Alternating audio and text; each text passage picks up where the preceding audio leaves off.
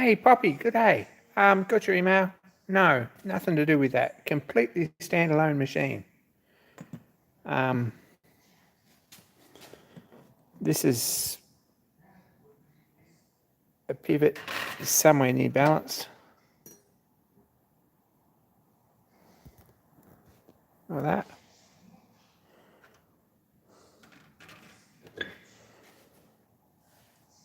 It's either tight or it's got a balance. It's 247 in California. James P, g'day.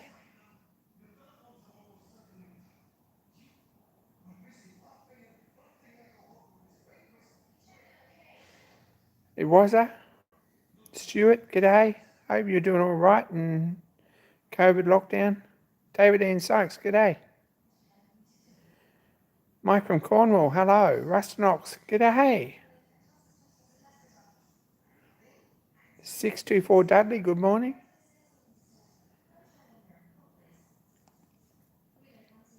Paul Pippertone, good morning. Tea and Biscuits, good morning. Look Creations, whose ears are probably burning, good morning.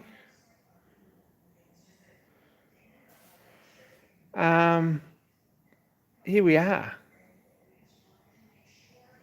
Mix lot. There's all sorts of things happening in the shop this week. I got so far with this project, which everyone knows what it isn't. Some of you probably know what it is, but anyway. This is absolutely a gimbal, but what it's for is another thing. And there's another pivot or one-way gimbal, whatever you want to call that. And there's a little aluminium bush. And this one tilts too.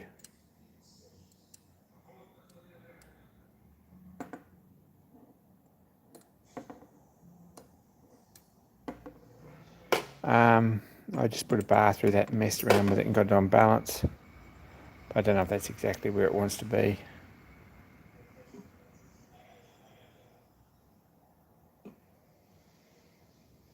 There we go. Kevin, g'day. So anyway, messing with that. We had a bit of a standstill because the lathe blew up last night or the night before, which makes me very unhappy. We've got a VFD problem. Something went bang and there was a bit of a flash. Maybe there's a bit of aluminium swarf in it.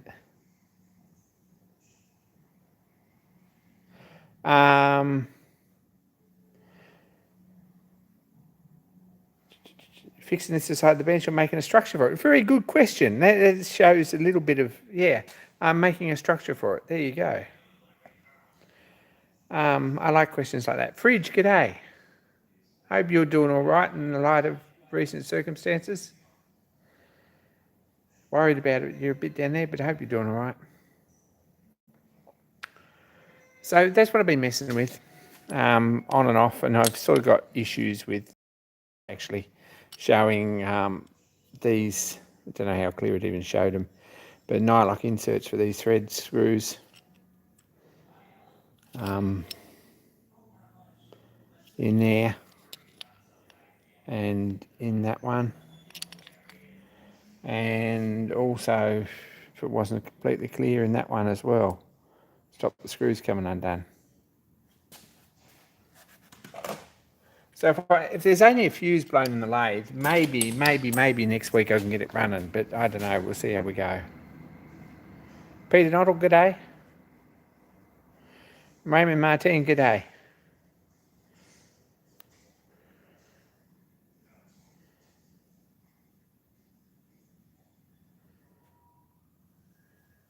Anyway, it might be fun. Some of the bits are a bit tiny, but it'd be good practice for us. Darren, g'day. He's our resident expert on all things that we're messing with this week. Thank you, Darren, for turning up.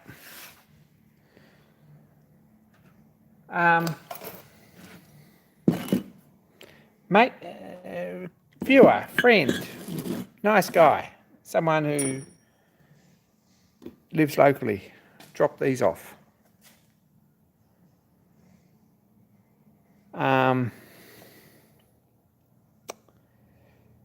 Don't know if they're much good for anything, but these two are castings for a OB Bolton number 2 stationary engine. They look very OB Bolton. I was suspicious that's what they were, but when I went and looked it up, it's definitely what they are. It's a number 2.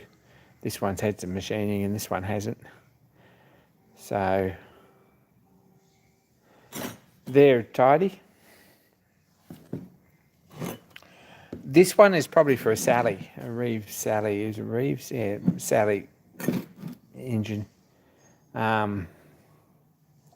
It's a different sort of casting altogether.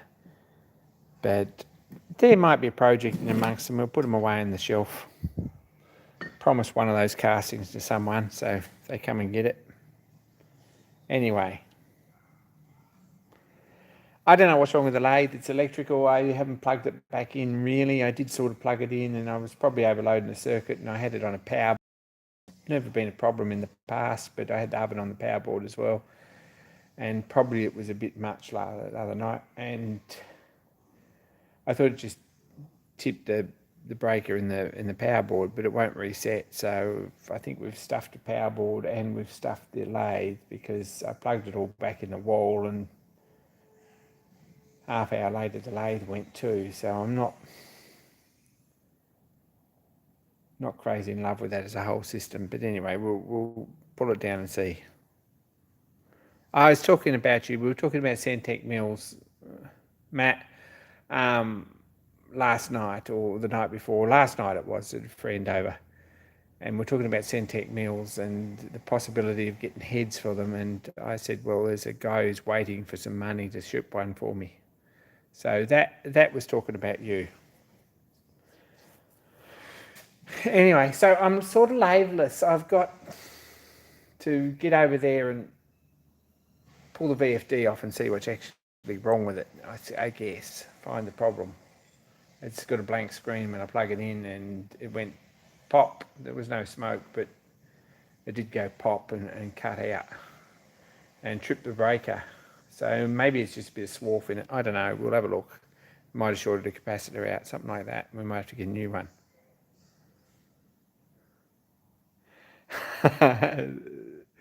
Thanks, Matt. We'll be in touch very soon, as soon as I can. Friend dropped off this fairly nice OG clock from America.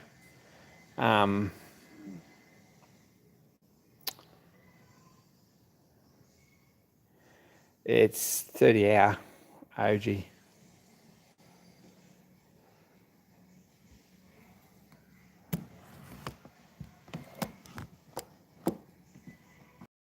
I don't know if there's much we can really see here. I put it up on the bench and I'm at that point that I've got to find rent money and stuff, so I'm going to have to do some clock repair.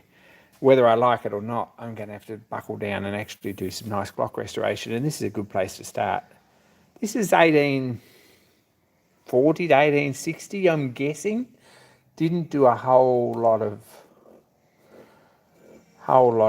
research on this particular one yet, but I'm guessing it's 1850s, 1860s maybe.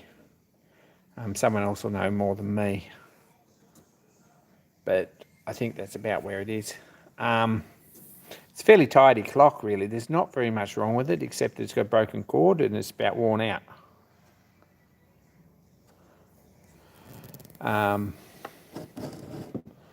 That's where we're at.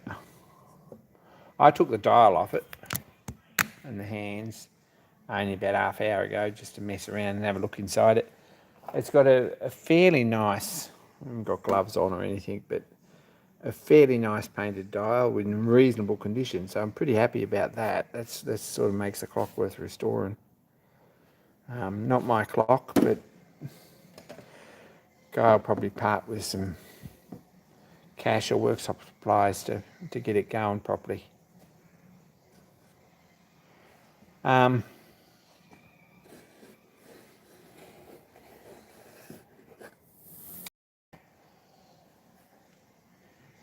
There was a couple of weights in there.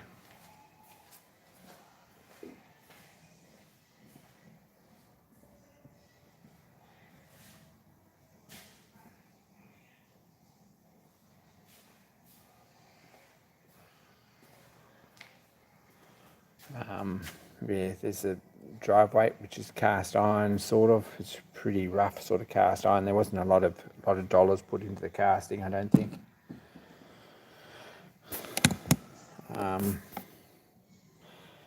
Don't know if anyone's particularly interested in clocks, but American clock company Jerome Chaucy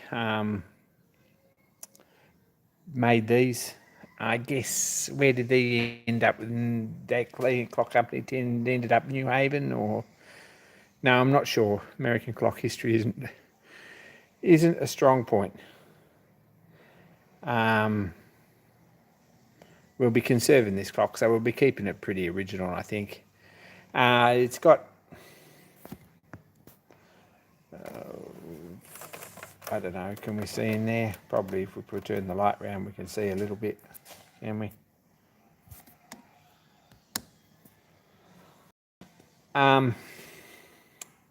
Strike train all seems to work. The weight's sort of over the pulley again. It was off. There's a pulley up there, if you notice it. Can you see that? You probably can't. We'll go hands-free. There's two little covers here with pulleys under them. See that? Just pinned in place like that, roughly. And there's another one here. This pulley's got nothing over it.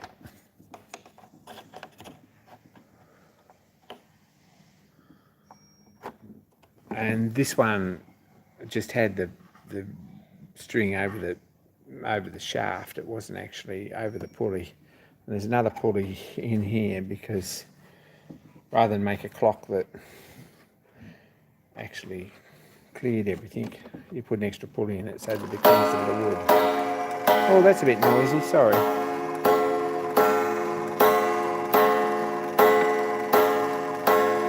And that was even 12 o'clock, look at that.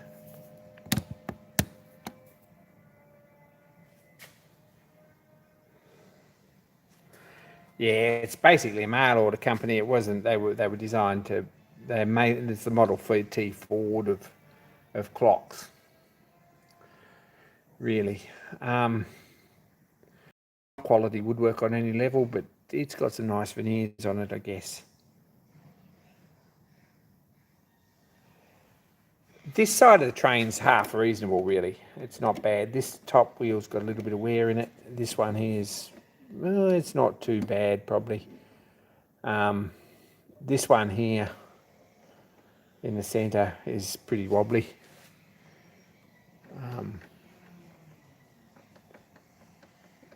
Bit of wear in that one. This one here, as Darren pointed out, brass on brass, and it's the one in the hole in the centre that people tend to oil, so they wear out. That one's got a bit of wear in it.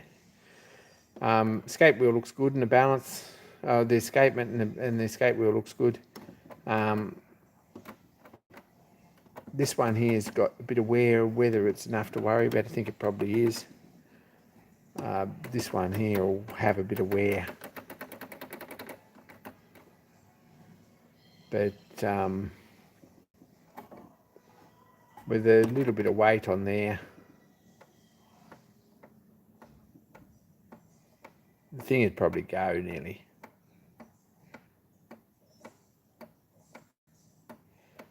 I don't think there's a lot wrong with this clock. It's just it wears sort of cosmetic and it's going to get bad before it gets better. So, time to fix it.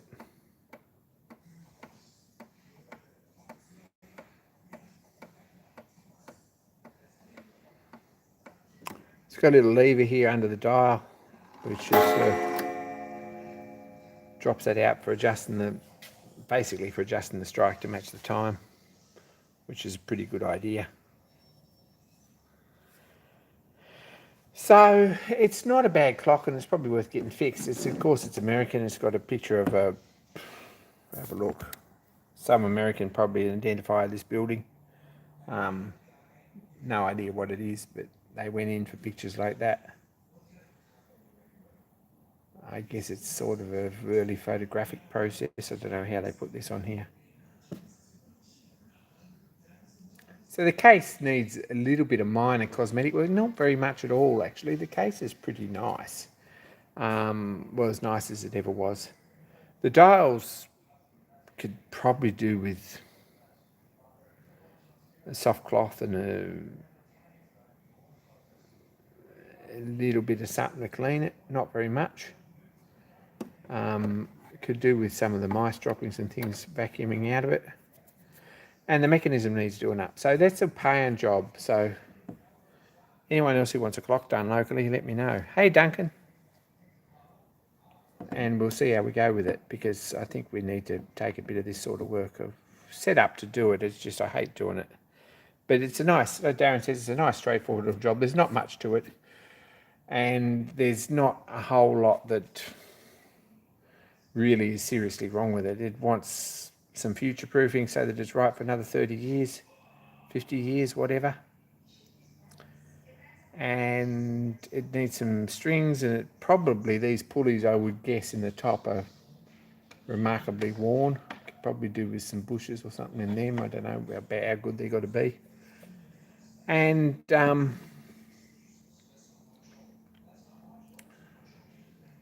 yeah, apart from that, it's a pretty good job. So I should get that out this weekend, I hope. We're gonna make a good bit of good progress on that. Get him all up and running.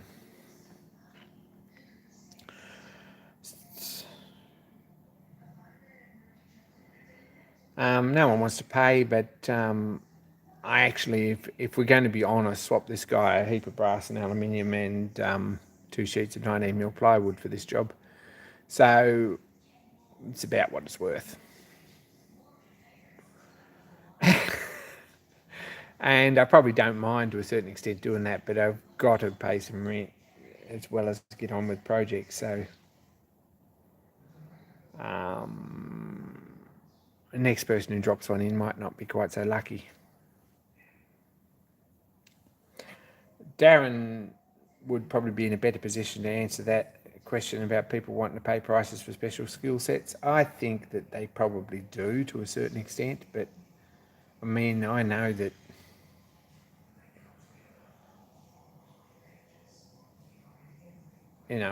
I do okay, but they need to be pretty good. Yeah, I noticed that this has travelled already, and it's off the side here, and it's looking a bit ugly. So we're going to go through with those pulleys, fix that. I know that my skill set, I get paid pretty well for. Oh, well, as well as anyone.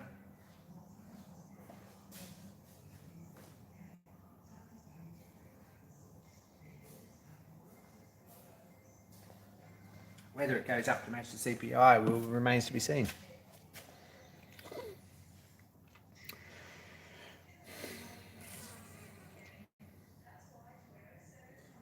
Anyway, that's a pretty decent clock, and it's here on the bench, and probably next week you might even see it running. We'll see how we go with that. Certainly be running on a bench stand anyway, I reckon. We'll see. I get excited about it. I've got several clocks here that I would like to do up personally, and I've never really got to it. That's my chair. If I get in the mood, I could probably do one of them. I've got a nice grandfather that the 30-hour long case clock that really would be very nicely done up. Never ever did it because couldn't run to a case.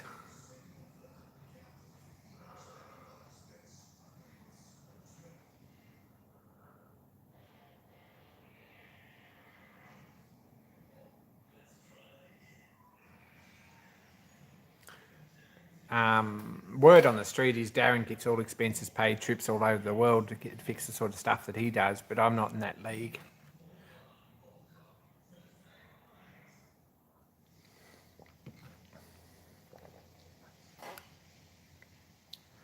Anyway, might be some pocket money and some rent money and stuff like that. If anyone's got a clock they want to fix, it's a shameless plug. Yeah, we do clock repairs, I think, from now on. I'll have to get my finger out and actually get my act together and get up to speed on these sort of things again. I used to do these all the time, but nowadays I'm rusty, and I really struggle to think where to even start with this, but you've got to start somewhere.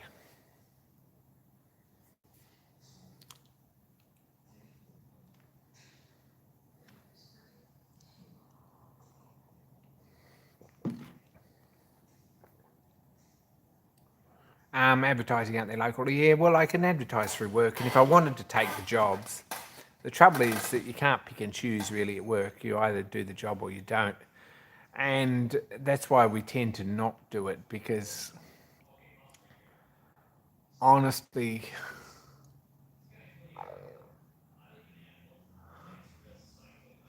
you end up, that's all you do. Because if I took clock repair jobs at work as a contractor, I reckon I could do 2 clocks a week and not ever get on top of it. So that's how it is.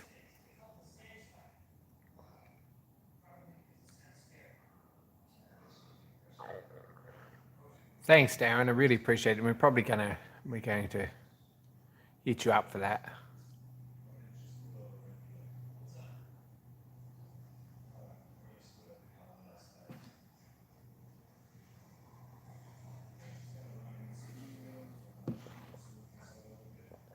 So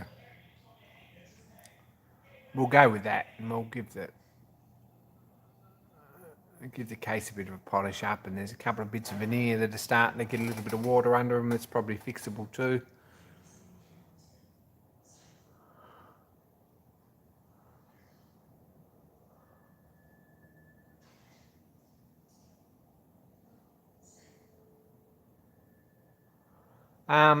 Sort of doing a bit of small machinery work, but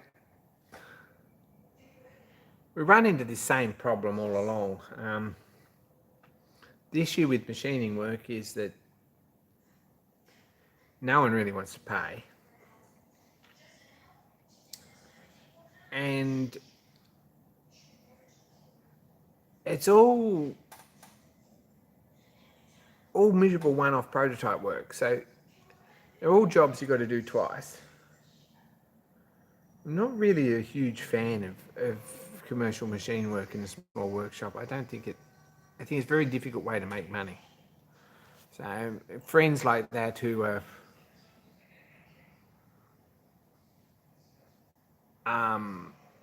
doing small machining jobs from home and sort of trying to make a go at it and advertising and doing all right here in the local area, but you get a job that's going to take you 15 hours and you really don't know how long it's going to take, and you really can't charge the guy more than a couple of $100, and that's not cost effective. Because if you say, oh look, I reckon this is going to take me a good part of a day, and we quote it as such to pay rent and gas and electricity and machinery and that sort of thing, consumables,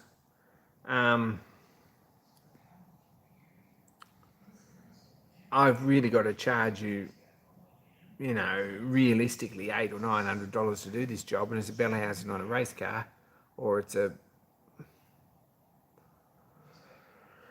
apart from a steam engine or whatever. People struggle to spend that much money. JB, g'day.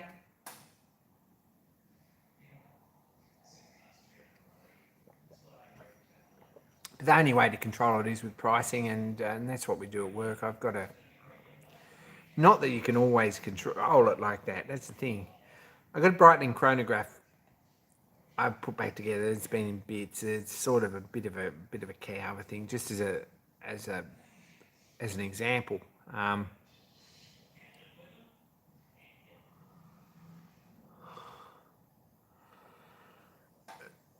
There was, anyway, we quoted on this thing at $800 or something to fix the chronograph, and then basically we've not got anywhere with it because the parts are not available from Breitling after messing around.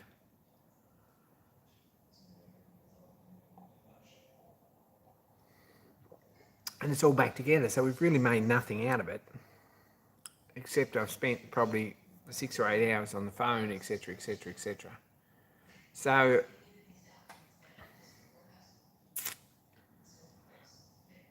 and he'll go to one of the big Swiss Sydney watchmakers. There's a couple of people, Josh Hacko gave me a couple of names of people who probably could fix it, but he'll be expected to pay $1,500, $1,800 to do it. I'd love to do vintage sign writing too, but there's not the work, and I'm not confident enough to lash into someone's pride and joy paint job and run pinstripes on someone's vintage truck or car or a perfectly patinaed rat rod, that sort of work. So it's just practice, practice, practice. You've got to actually get in and do some practice with things, and this sort of thing. This clock I'm pretty comfortable with. So to a certain extent, I mean, there's not much. I know I can get it running again pretty comfortably in a weekend and do reasonably well out of it. But there you go.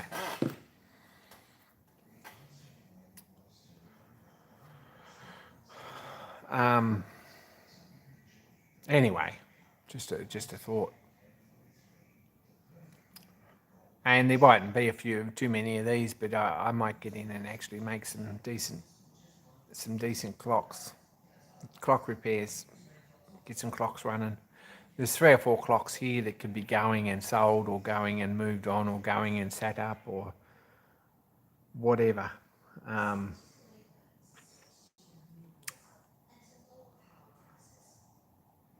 And probably that's what will happen, but I don't know. Does anyone want to buy anything? That's where we're at the moment. That's kind of where I'm at.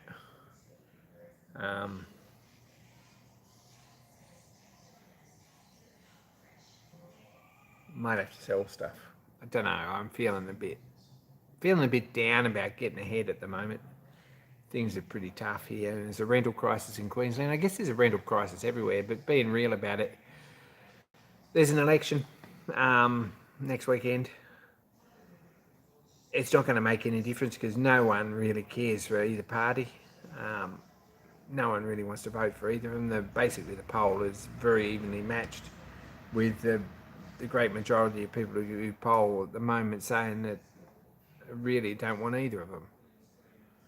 So none of the minor parties have A, honest enough, B, generalised enough to make a go at it.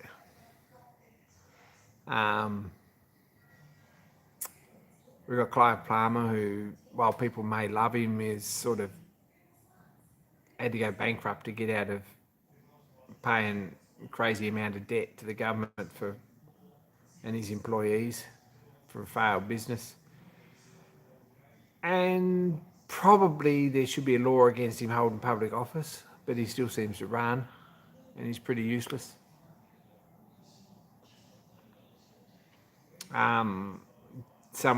Dan showed me a picture today of a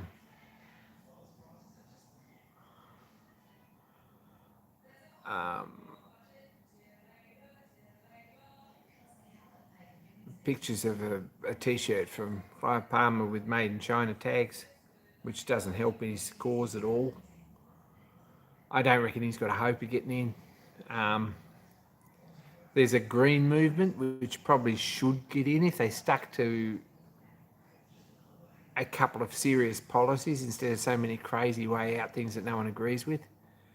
And there's a Liberal Party, which is the same as the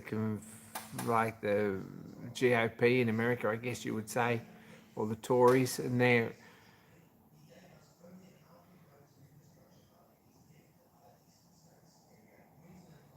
kind of a bit crazy. Our Prime Minister's last serious bill he tried to get through was religious freedom bill, which nobody needs and nobody wants and no one really cares about. On the surface, it looks all right. You should be able to charge people extra for engraving Bible inscriptions on things. But it doesn't actually work like that, and it never would. More, it is a refusal of service for people who are marginalised, and that's really not a good thing. So he needs to go. And there's a Labor politician who probably has some half reasonable ideas, but absolutely no way of backing any of them up. And something's got to give. And it'll probably be the national debt if they get in and try and force any policies. So in the middle of all that, the interest rate's probably going to go up too here in Australia. And there is a rental crisis. There's an unprecedented number of people living in their cars here on the Gold Coast. And wages haven't really gone up to match the CPI, the Consumer Price Index, which is up 5% this year, 5.3% or something. But wages haven't gone up 5.3% to match. So anyway, I'm sort of, and living only ever goes up. But at this point, there's no one in Australia who can afford to live. So I don't know where you go with that. Warren, send that clock up. We'll do it up for you.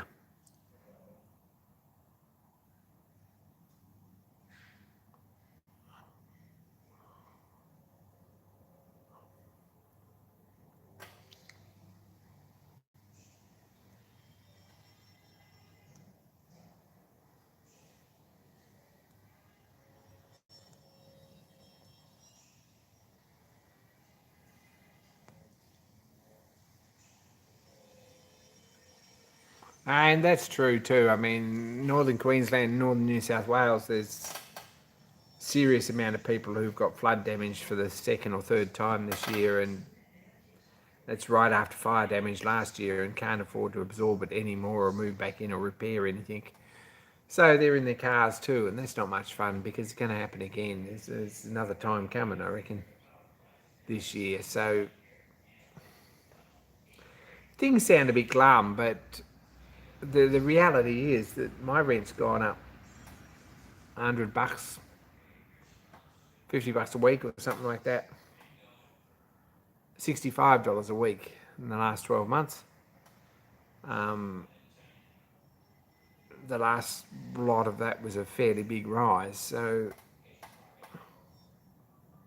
means I've got to work another day to sort that out, and that's where we're at. Anyway, hey Paul, enough of the gloomy stuff. There's an election. No one's got any idea who we're going to vote for.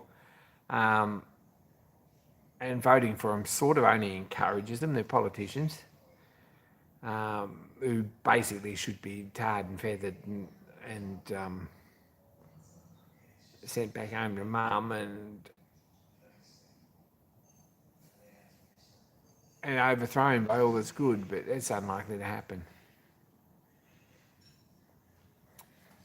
Anyway, as an upshoot of that, I've got to find some more income, and I've got to work another day a week, probably here in the workshop. So be happy to do some sign painting. I've got to practice some pinstriping. I've got to get some boards out and practice some letter and some pinstriping I've got to get a brush out every weekend and spend some time on that because I'm rusty. And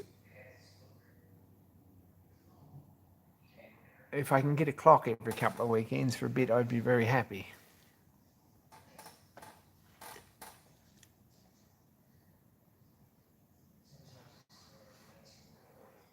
Anyway, that's my rant. I've had a rant. There's only 24 minutes to this and you're all totally sick of me. So I apologise for that. What's everyone else doing? Really awesome. What did I see? Who did I see videos from? Awesome video from Chirpy, building a wood plane. Pretty cool stuff. Who else did I see something from? Didn't see anything from Dan Shed. Not sure I saw one from Tea and Biscuits this week. There was one from me, which is a bit of a mystery. Did I see one from Russ Knox? No, I'm not sure I did. I think I saw a video saying there was no video. I didn't watch it yet. Did I see one from Poppy? Yeah, there's probably 4 from Poppy. If you run out of things to watch, go and watch Poppy. Who else?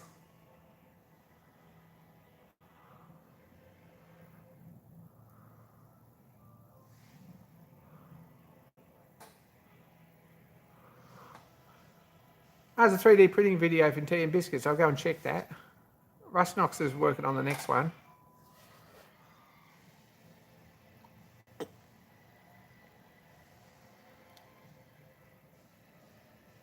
You should just post one of the videos you've already made, no matter how out of date it is, Dan. That's where we're at. Darren, if you've got any idea what sort of key this should have, I think it should have a different sort of key to this. This is Ansonia key, right? It's not original. Don't know what it is. It fits it, but it's not the right key. So someone might know. David's editing. That's pretty exciting. It's a good channel. Check out David Bellany's channel. There's some cool stuff on there.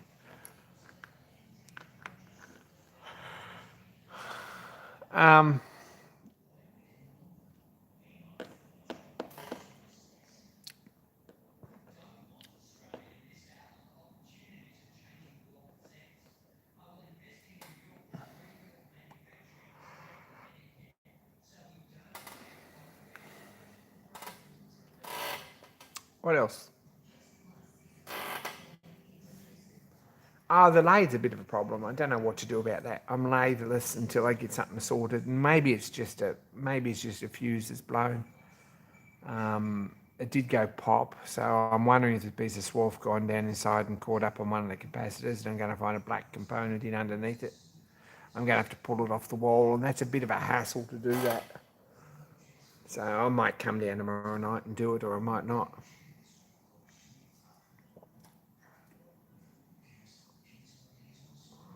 So that's where we're at with that.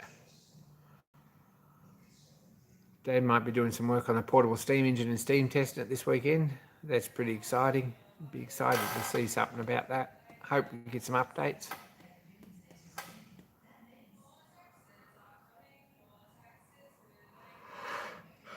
A constant cause of election, like tirade of election advertisement from the TV in the next room where Dan is.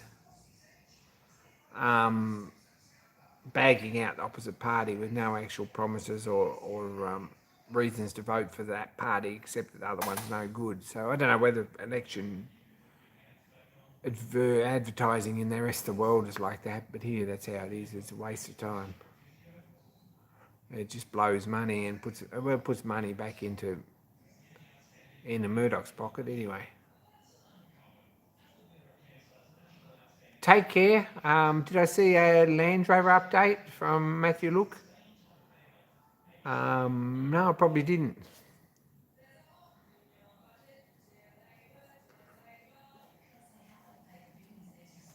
I thought it had a crank key, Darren. That's what I would have thought it had, but anyway, I'm not sure. JB's bought a DeWalt radial arm saw. That's a bit exciting. The house must be getting on all right. Is it lock up yet?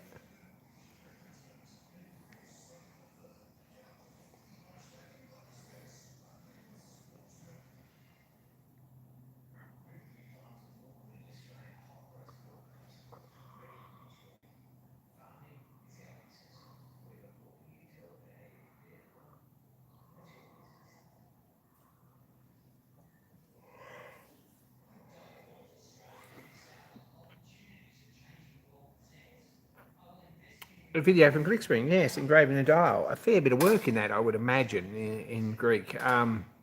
It's not a bad job. I was a little bit impressed with that, actually, as far as a Greek. Looks like he just scratched it out with a pencil, but I'm pretty sure the tool is a little bit more labour intensive than that, and he might have done it a couple of times. But it looks good. It looks good. The calendar wheels, the calendar dials look like they're about engraved. There's still one more to do. If anyone caught that Clickspring video. Who else has got a video up? Itchy Boots. Go and check out Itchy Boots. Look, seriously, it's not everyone's thing. I know that, but travel blogs are kind of, you can take them or leave them, and some of them are really not worth watching, and they're a bit much and over the top, etc., etc., etc. And I watch a few of them.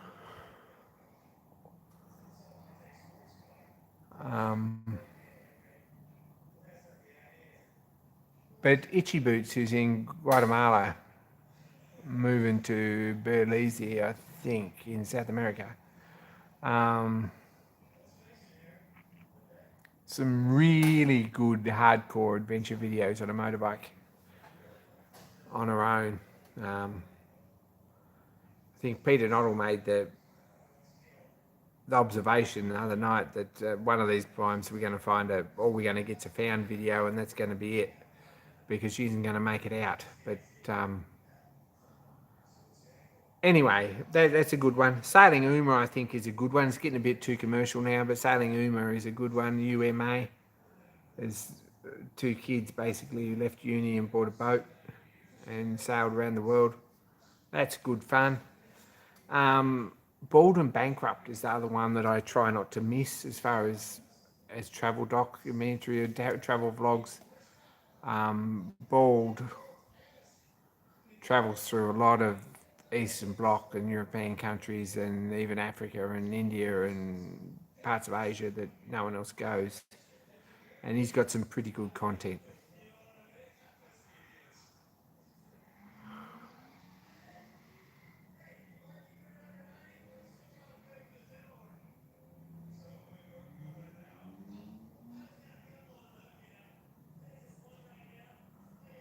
How big is this clock?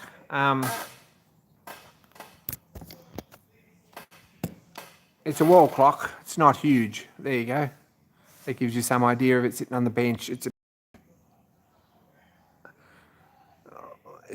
probably 550 tall, something like that.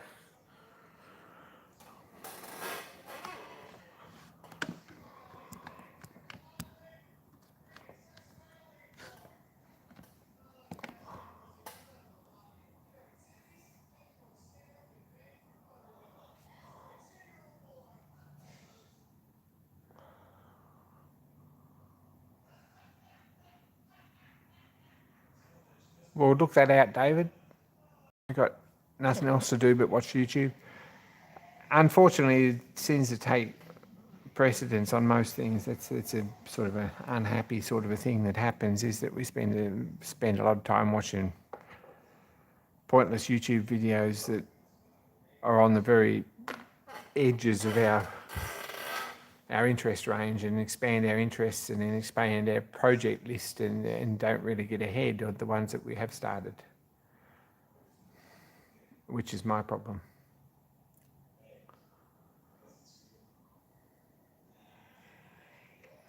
Anyway, the poor old clock needs a tidy up and a clean. It'd be a good start to clean the glass and glue a little bit of veneer that's coming off, and probably give it a coat of wax or something like that. I don't know. We'll have a look at that. It probably mightn't even get that, but it could do with a good clean up.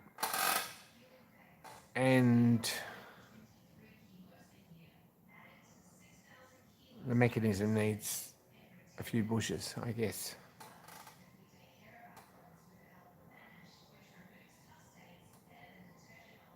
Don't need more on the little steam loco. There's always one, isn't there? No, I haven't. We've got to make a crankshaft, and I haven't got a bit of steel to make a crankshaft, is where we're at with that. So I probably do actually, but it's a bit of work to mill it down to size. I've got a bit of 01 there that'd probably work all right. It's 3/4 by 3/8, something like that. It's a matter of milling it down to size and then setting it up between centres and machining it, and machining the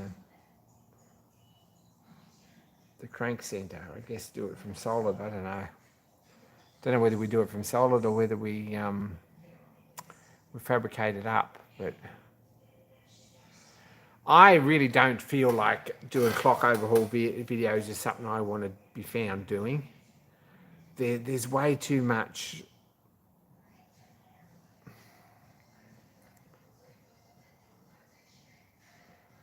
Look, while I put my best effort into restoration and conservation, and try not to be rough,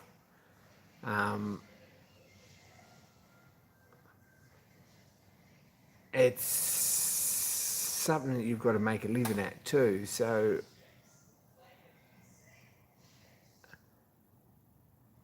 best case scenario is nearly always a compromise, unless you've got an unlimited budget. And there's too many people out there saying, hey, why did you do it that way? That's not really the right way to do it. I'm very unhappy with that. You should have cut the 3 gears again on 3 wheels. You should have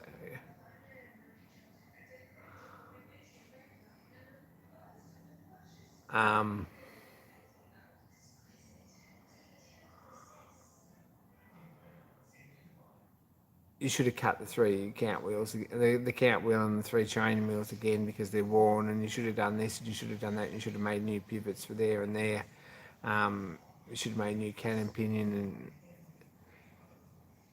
and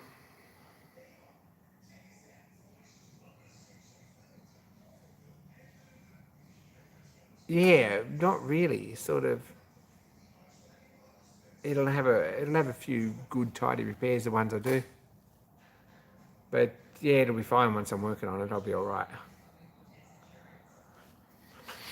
But for those reasons, I'm really reluctant to do a clock repair video of any sort, because for one, there are too many people out there who are too hard act to follow.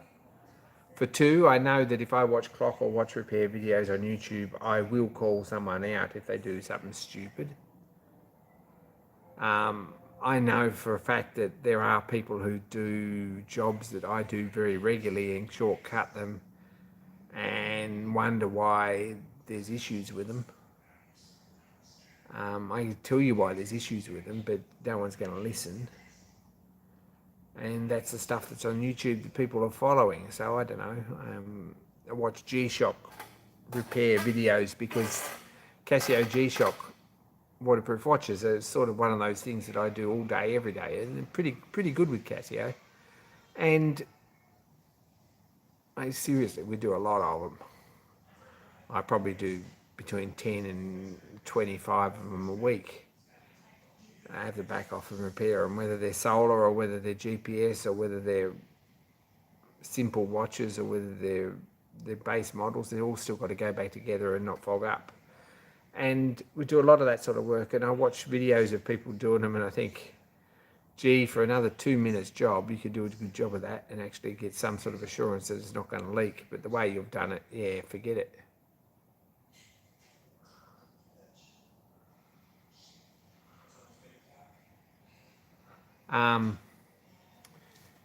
And Darren, that's the same with all trades. It's kind of not exclusive to that. I find with sign painting that there's a lot of people there who won't give you advice or won't.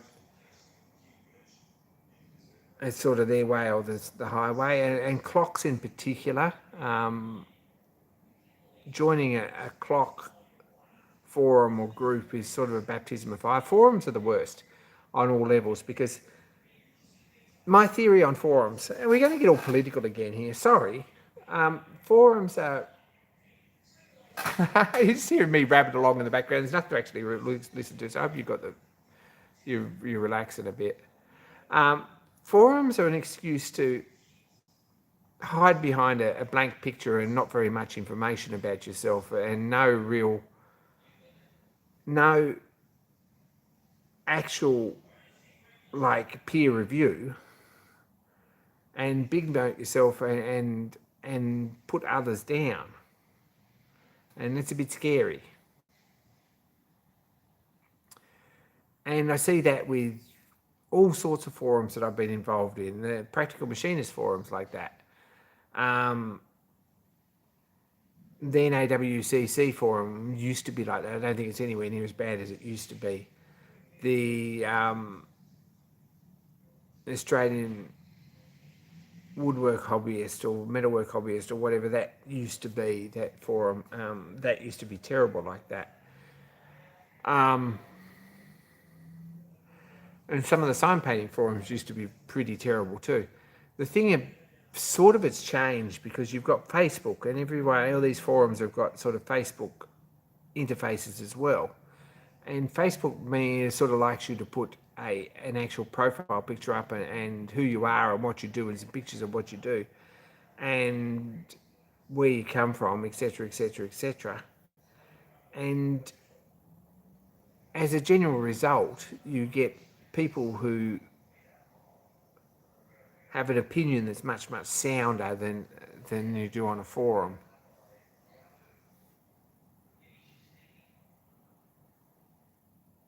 So, not a big fan of forums, and I think they're sort of mailing lists were the same. And mailing lists sort of run at the same speed as members. For a while, just an example, and I shouldn't even say this because it's really saying the wrong thing about a group of very sterling members of our society that I don't really have a gripe with, but except that they're terrible slow. And for a while, I was a member of the Ornamental Turners Association in the UK. Now, youngest, that's changed a bit since Facebook because and the Lindo Foundation and all this. There's all these younger people coming out who, by younger people, I mean people my age with a little bit of cash and even people a little bit younger who are viewing retirement a little bit further away and starting to think, well, I'd like to have some of this gear put aside. And that makes things move a little bit quicker. But the Society of Ornamental Turners was attending their AGM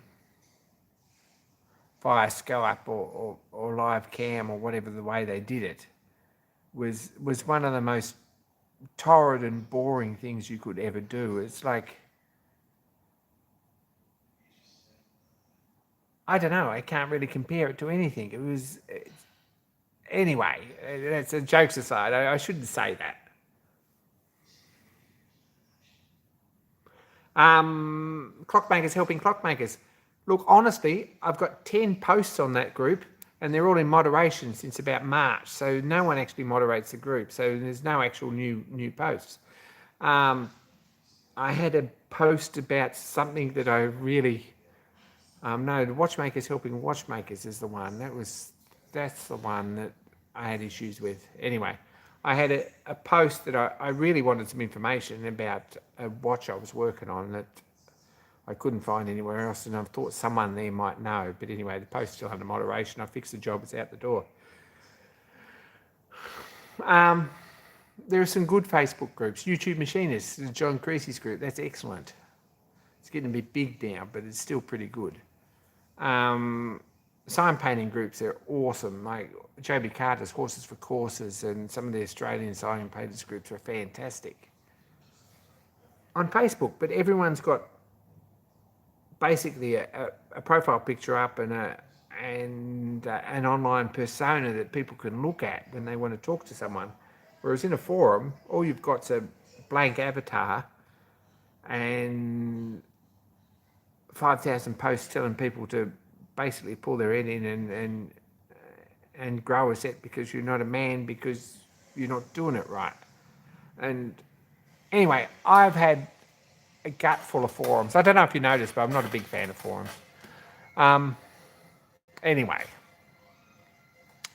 I've rabbited on for another 30 minutes about forums.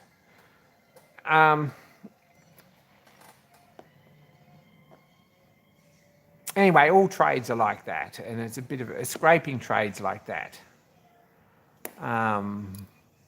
Some of the scraping guys are amazing. Matthew Look is amazing. Marcus Christensen here in Australia. Stefan Gottswind is amazing.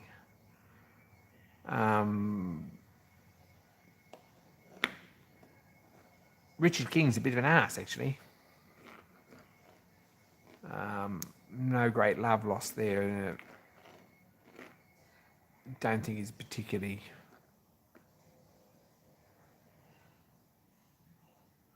Although he pushes a whole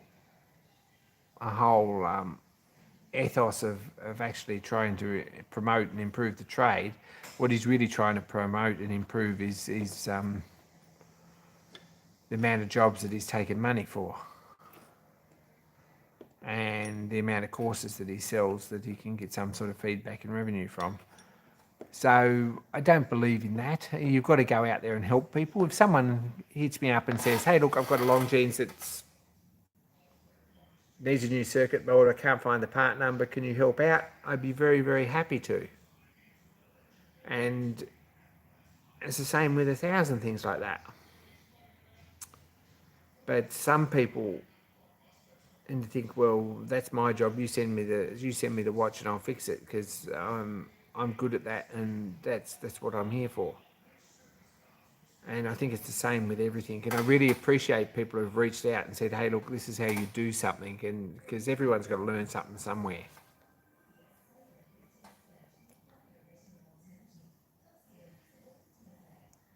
Take care, Mike. Anyway, I'm boring everyone. What else is happening? This is going to be a big weekend, I think. Going to get this clock on the bench, get it pulled down, get some bushes in it, I think. If we possibly can, get it washed up anyway. And probably going to pull the VFD out of that motor. I really should get in and make some more bits for this mystery project. And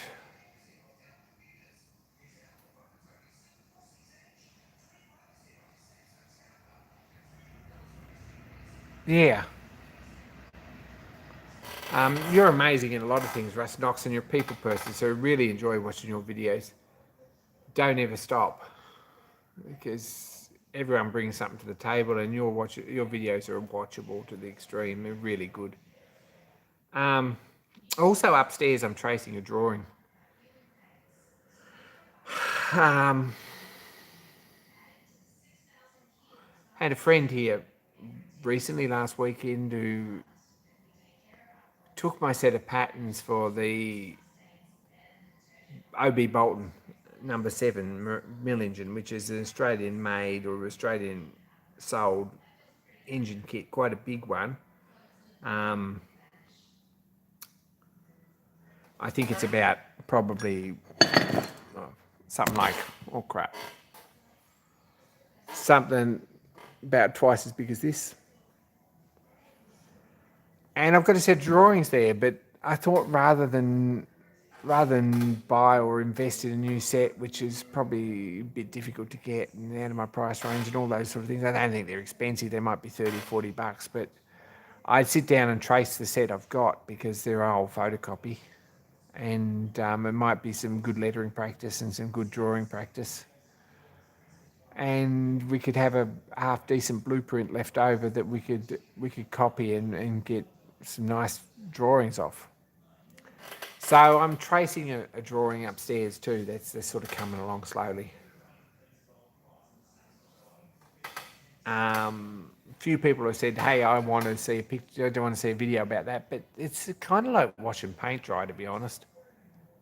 Tracing and inking is probably a good way to start drafting, and I guess a lot of people did start drafting that way, and maybe that's the way I need to go, but it's a boring job. Anyway, I can't believe there's 23 people still listening to me dribble, and that's all it is, and I apologise for that.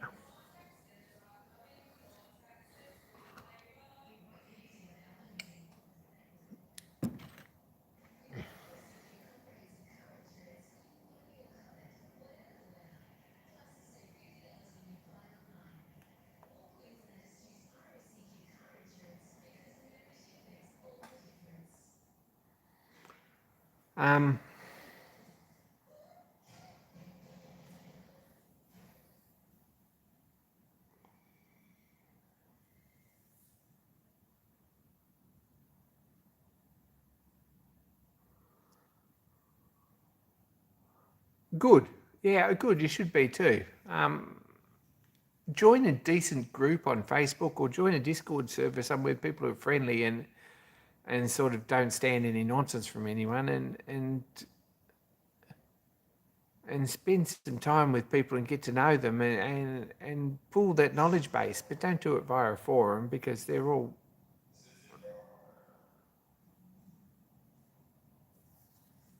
don't do very much except encourage bad ideas, to be honest.